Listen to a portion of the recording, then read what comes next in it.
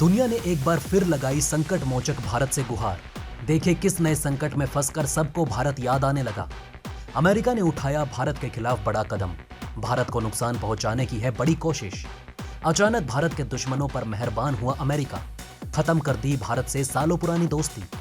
Bharat America दोस्ती खत्म कर रहे हैं बाइडेन। भारत को देना होगा तगड़ा झटका। आइए दोस्तों, शुरुआत करते हैं अपनी पहली खबर से, जहां गेहूं की बढ़ती कीमतों से परेशान भारत में लोग भोजन का सस्ता विकल्प चुनने के लिए चावल की तरफ अपना रुख कर सकते हैं, जिससे चावल की कीमतों में तेजी आने की संभावना जताई जा रही है। और इस संकट से दुनिया को सिर्फ भारत निकाल सकता है। पर्याप्त स्टॉक और मजबूत उत्पादन के कारण चावल की कीमत अभी स्थिर बनी हुई है, लेकिन यह बदल भी सकता है अगर ग्राहक चावल की तरफ अपना ध्यान करते हैं तो, जिससे चावल के भंडार में कमी आ सकती है और निर्यात पर प्रतिबंध भी लग सकता है। लिहाजा एशियाई देशों के साथ अमेरिका भी परेशान है। दोस्तों, चावल दुनिया की आधी से अधिक आबादी के लिए प्राथमिक खाद्य सामग्री है और इसका लगभग 90% एशिया में ही उगाया जाता है। वहीं भारत सरकार और भारतीय किसान लगातार मॉनसून की तरफ निगाह बनाए हुए हैं ताकि चावल की खेती अच्छी हो, जिससे खाद्य महंगाई को कंट्रोल में रखने के साथ साथ चावल की ग्लोबल सप्लाई भी की जा सके। भारतीय डिप्लोमेसी के लिए चावल और गेहूं काफी ज्यादा महत्वपूर्ण है। गेहूं संकट के बीच वैश्विक चावल भंडार तेजी से कम हो सकता है और स्थिति को गंभीर होने में वक्त नहीं लगेगा। नोमुरा ने अपने नोट में कहा कि हालांकि अगर गेहूं की बढ़ती कीमतों से चावल की जगह ले ली जाती है तो ये मौजूदा स्टॉक को कम कर सकता है। घरेलू खाद्य सुरक्षा कारणों से प्रमुख उत्पादक चावल निर्यात पर प्रतिबंध लगा सकते हैं और समय के साथ चावल की कीमतों में वृद्धि हो सकती है। वर्ल्ड राइस एक्सपोर्ट की सीजन में 52.6 मिलियन मैट्रिक टन रहा है, जो विश्व में कुल चावल उत्पादन यानी कि 512.8 मिलियन मैट्रिक टन का करीब 10.3% है। लिहाजा अगर गेहूं की तरफ से लोग चावल की तरफ शिफ्ट होते हैं या फिर अगर कोई भी एक चावल निर्यातक देश चावल निर्यात पर प्रतिबंध लगाता है तो वैश्विक चावल बाजार पर व्यापक असर पड़ सकता है। अमेरिका के कृषि विभाग के आंकड़ों से पता चलता है कि 2022-23 में चावल की वैश्विक खपत और चावल के वैश्विक उत्पादन में वृद्धि में भारत का सबसे बड़ा हिस्सा है।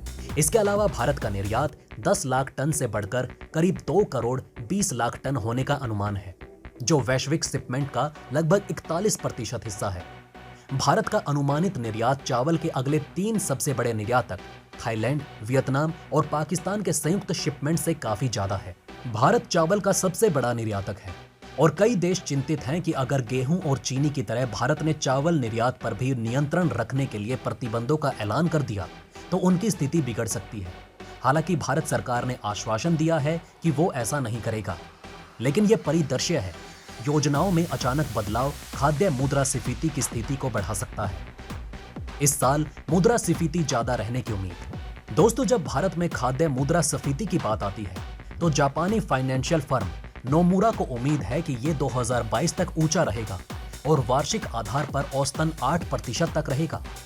तो साल 2021 में 3.7% के मुकाबले 2.5 गुना से ज्यादा है। नोमुरा ने यह भी कहा कि जब स्थानीय अज्ञात कारकों के साथ संयुक्त फीड स्टॉक की बढ़ती लागत, उर्वरक की कमी को दक्षिण कोरिया, भारत, हांगकांग, फिलीपींस और सिंगापुर से जोड़ दिया जाए तो एशिया में खाद्य मूल्य मुद्रास्फीति इस साल काफी ज्यादा बढ़ जाती है। वैश्विक चावल निर्यात में भारत की हिस्सेदारी।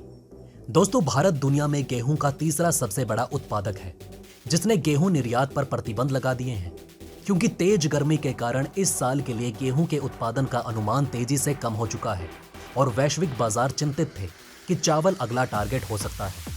चावल पर भारत का रुख क्या होगा, उसने दुनिया को टेंशन में डाल रखा है। लिहाजा उम्मीद यही जताई जा रही है कि इस बार मानसून अपने साथ अच्छी बारिश लेकर आए ताकि भारत के साथ साथ दुनिया के बाकी देश भी खाद्य संकट से बच सके।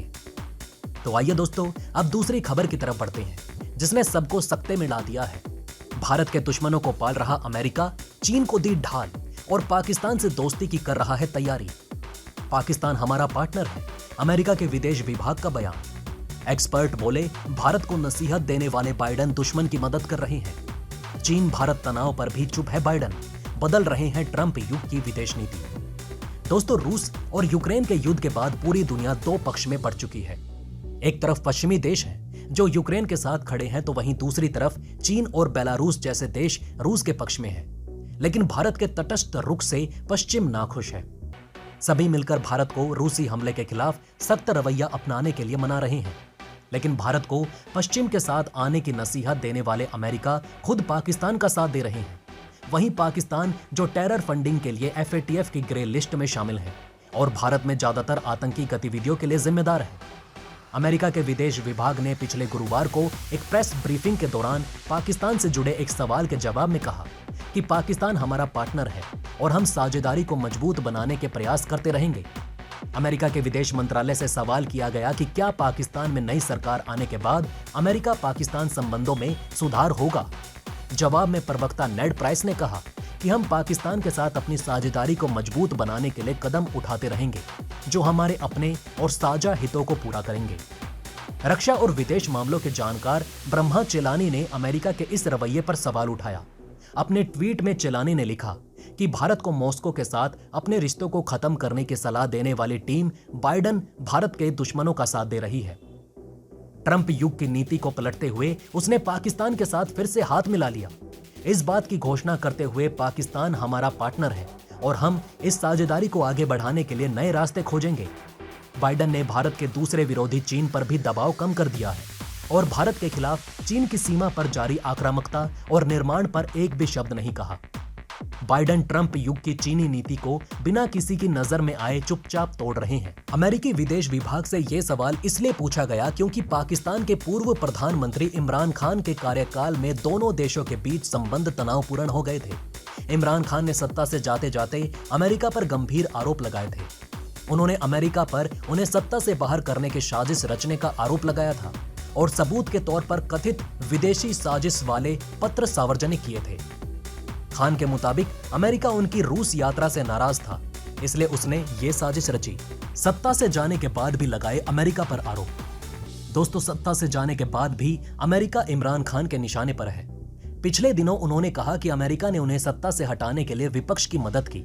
इमरान ने आरोप लगाया कि अमेरिका ने उनके समर्थक सांसदों को वोट $1 मिलियन लगभग 20 करोड़ पाकिस्तानी रुपयों में खरीदा। उन्होंने कहा कि पुतिन से मुलाकात के बाद वो अमेरिका की नजरों में चढ़ चुके थे।